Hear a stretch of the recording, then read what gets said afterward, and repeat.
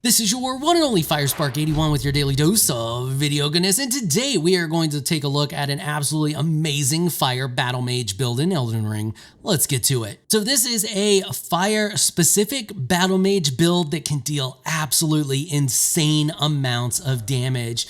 Just with our attack alone on our sword, we have a attack power of 774, and that is not even buffed up. If we run our Golden Vow and our Flame Grant Me Strength, we can boost that to an absolute absurd 1068 attack power. That's just 2 buffs. Just running those 2 buffs that we can run continuously gives us that high attack power. We can pop our Wondrous Physique here to boost that to 1155. That's with just your normal attacks, your normal swings of this sword.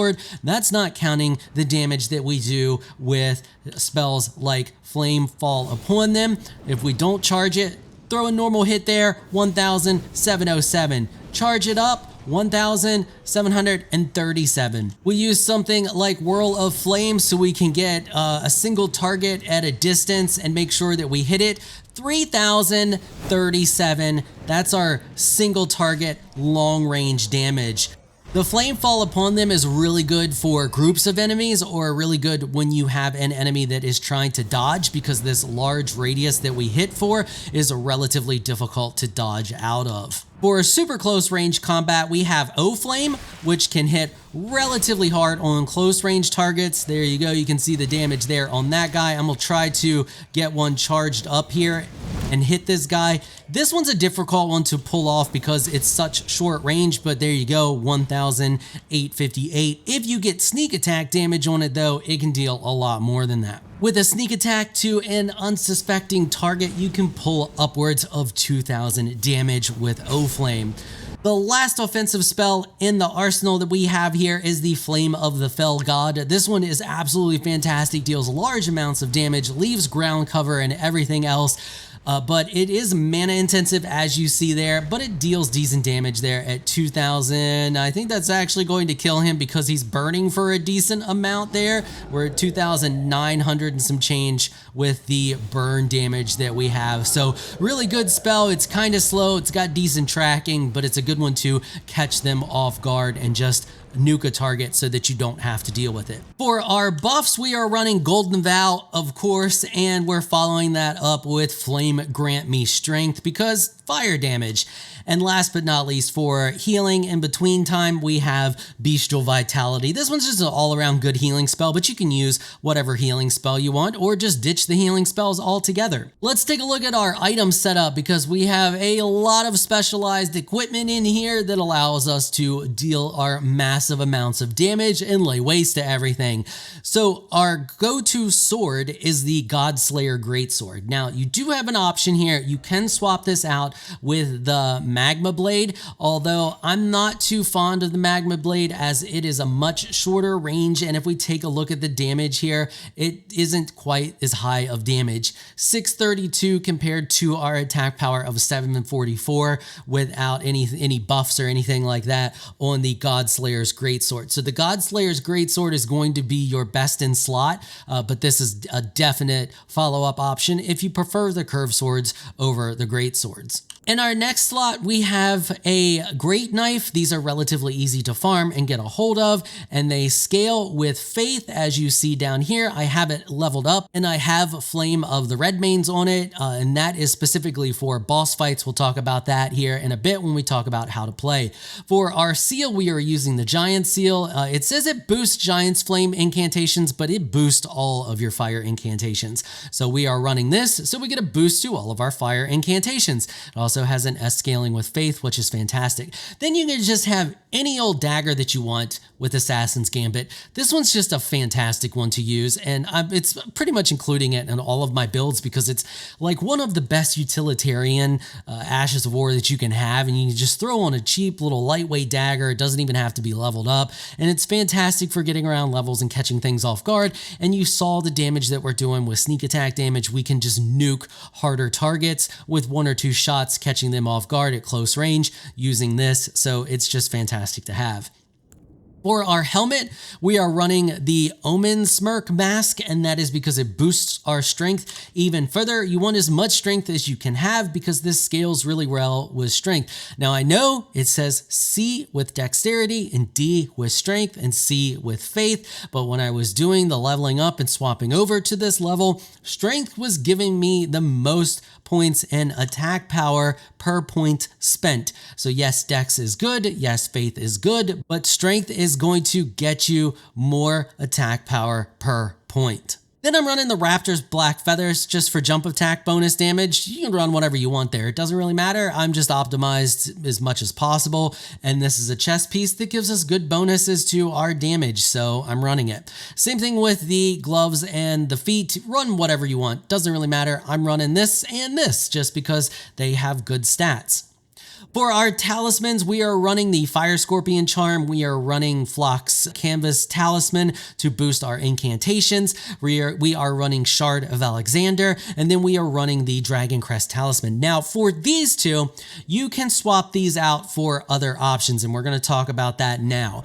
So you can run this as well because this will stack with the other one that is there. You can stack these two together if you find yourself casting incantations a lot and you want that additional bonus damage. You can swap it out and run this. You can also choose to run the Godfrey icon for additional damage if you find that you are able to charge your spells a lot. This is going to allow your incantations to hit extra hard. So if we just unequip this thing here, and we come out here and we'll just use Flame of the Fell God. Actually, we'll use this so we can see quick, easy damage here. And we're gonna charge this up. I have no buffs running, it's just my normal stuff. And we hit this guy, 1484. Now we're gonna swap over to the Godfrey icon and we're gonna come out here and do the same thing. Fully charged. 1717. That is a huge damage increase on our charged attacks. So that is an option if you want to use that. I find it difficult to pull off charged attacks a majority of the time when I'm in actual combat. When I can sneak around most of the time, this one, and I can get the charged attacks off, this one's a really good go-to. But this one is going to boost the attack power on your Black Queen's Flame sword here. So when you, that's your sword art there. So when you actually like proc this Ash of War, it helps this hit extra hard, and this deals damage based on your target's health, so it's super helpful to just boost that damage even more. So I like this, but letting you know the wiggle room that you have. Same thing with this. I like to run this or this, either one of these. It doesn't matter which one you want to run, which one you have. If I come over here and we unequip it, you can see my physical and strike and slash pierce, all that takes a pretty good hit because of the Fire Scorpion Charm. If I unequip it, you can see I'm at 18, 18, 19, and 18 here. If we come back over here and we re-equip it, you can see I lose about 8 on each of those. But if I boost this or equip this, you can see that gives me a really nice boost and offsets this charm, offsetting the damage, the extra damage that we would have taken. I like to run the Dragon Crest, but if you're one of those people that doesn't get hit, then once again, you can run this or you can run the Godfrey icon. Both good options to slot in there instead. For my stats, I'm at level 160.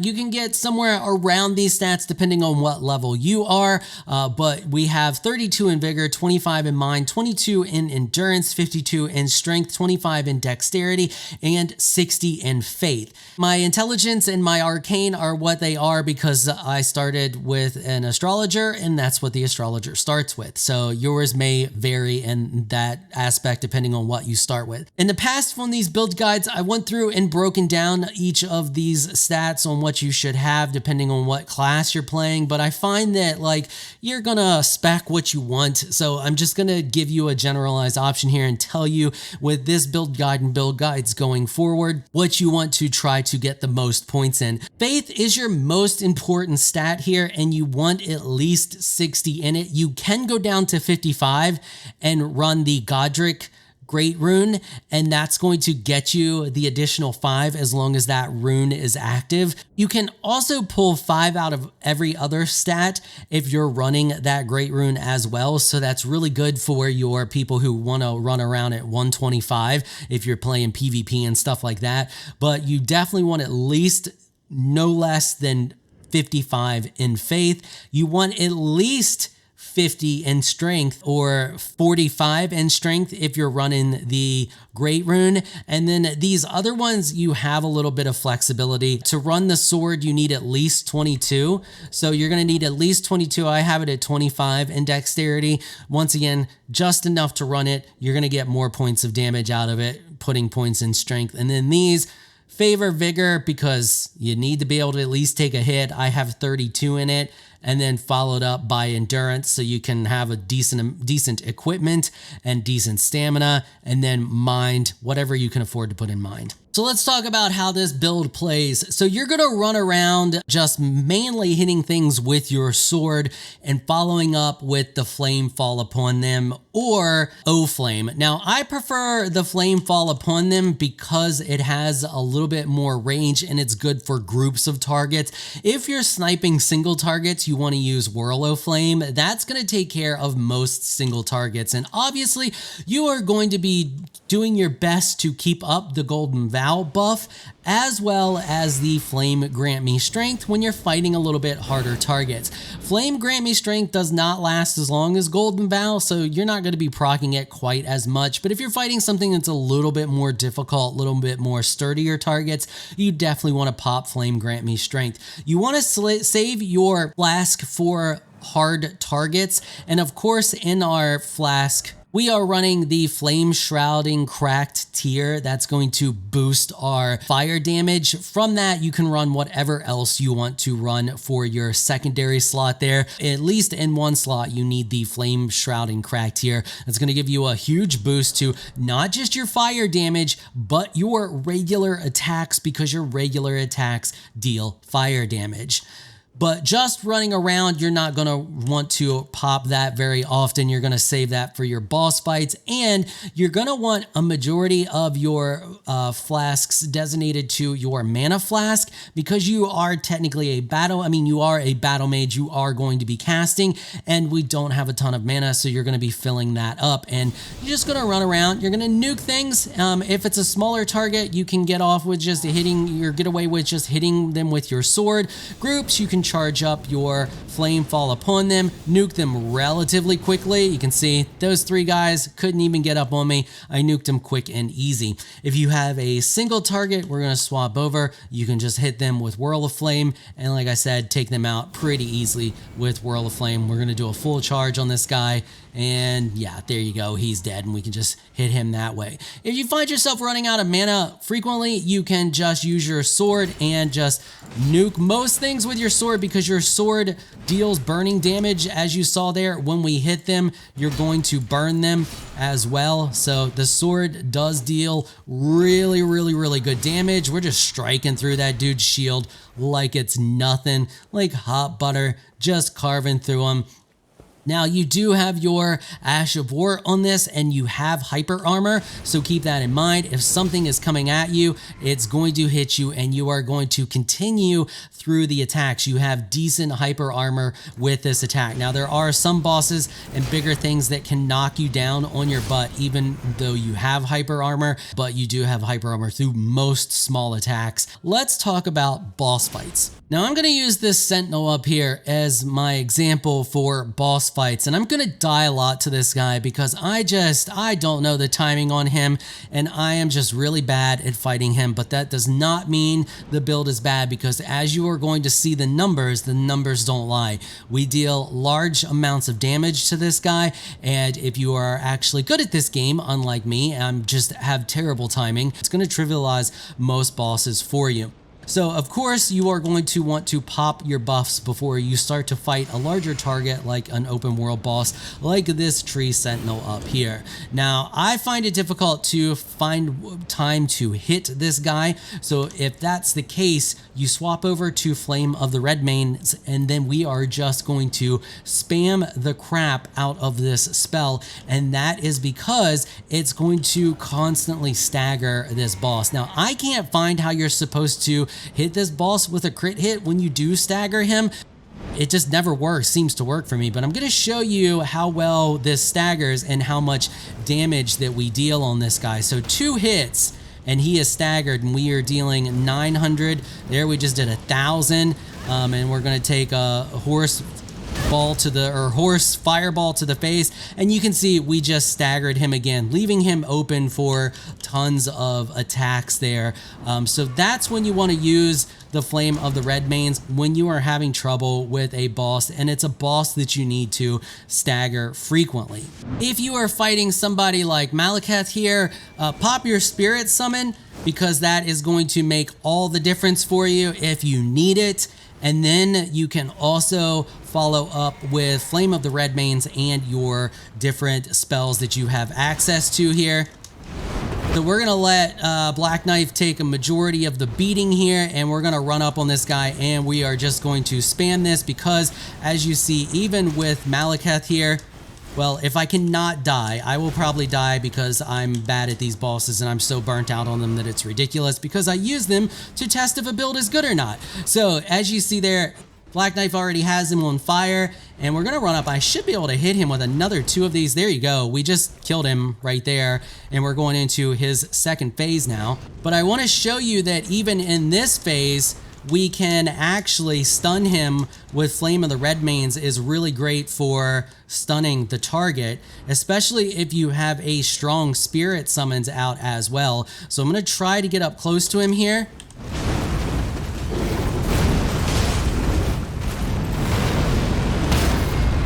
There you go. So 2 hits, Flame of the Redmanes, and he is down. And now we can swap swords. Well, if I was quicker, you would be able to swap swords and go up and hit him. I'm bad at the game, people. I don't know what to tell you. But if you're good at the game, you could swap swords, use Flame of the Redmane, knock him down, swap swords, and then hit him with a crit hit from your good sword. That is if you are having trouble with the boss. In most cases, you're not going to need to do that. In most cases, you should be able to just hit all of your buffs and hit whatever target you are fighting, whatever boss you are fighting, with your attack here, with your the Queen's Black Flame, because that is going to deal really good damage to the target. And I'm going to run up here, I'm going to buff up, and I'm going to show you the type of damage that Ash of War will do to a target. So we're just going to pop that. We're going to pop that, and we are going to pop this, and then we are going to top off here. I'm actually going to cloak so that I can get nice and close to him. Pop back over to our seal, and since we'll be close, you want to use O-Flame when you're in close battles. And we're just going to run up here, and I'm going to hit him twice so that you can see the damage that this does. So there we go. Over 4,585 damage there. So it does do really, really good damage. So if you are fighting a slower boss, or a boss that you know the timing on really well, or you're really good at your timing and you know when to get these hits in because they are a bit drawn out, but they do hit really hard, you can follow up with a 2 attack. You can just do a single slice. So if I just do that, you'll do a single slice, and then you click again, and you will follow up with a secondary slice. So if you know your timings and you know when to get those hits in, this thing can absolutely devastate bosses, because like I said, it burns them for a percentage of their health, and it just hits really, really hard. All right, so we're gonna wrap it up there. I think that pretty much covers everything. If you got any questions about the build, let me know down in the comments section. I'll do my best to answer them. Do you already run a build similar to this? Do you plan on swapping over over to this build. What do you think about it? Let me know down in the comments. I mean, I think it's an absolute solid build. It's got everything going for it. It deals tons of damage. It has sustainability, and it's relatively easy to play because mainly you just go around whacking things with your giant sword or burning them to death with flame fall upon them or 𝐴-𝐸, both which since the 1.04 patch now do insane amounts of damage. Anyway, we're gonna wrap it up there. If you found this video helpful and informational, consider hitting the subscribe button and notification bell so you can be notified when I upload other videos. I want to give an absolute massive shout out and thank you to my supporters on Patreon for making this episode possible. Y'all are absolutely amazing people. If you would like to join my elite crew of Patreon supporters, please check out the link in the description below. If you enjoyed this video, please leave a comment down below. Let me know what you thought. If you're shy, you don't like to comment, just hit that thumbs up button and show your support. Until next time, thanks for watching.